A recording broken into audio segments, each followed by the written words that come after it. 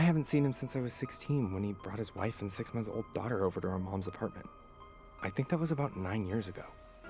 At the desk, Donnie nervously starts drawing circles and X's at the top of his appointment book, thinking back to the many times they would get calls from the police department. You and your mother are all he has left, and I really don't have any other leads. You said he murdered someone? Yes, Jared and his girlfriend were high most of last week. This happened last week? Yes, they attempted to rob a man with a safe, but things went horribly wrong. They left in frustration, then went back the next night, and that's when the murder happened. Donnie begins to draw the circles and X's bigger and bigger. They cut off his toes and fingers and then smothered him to death.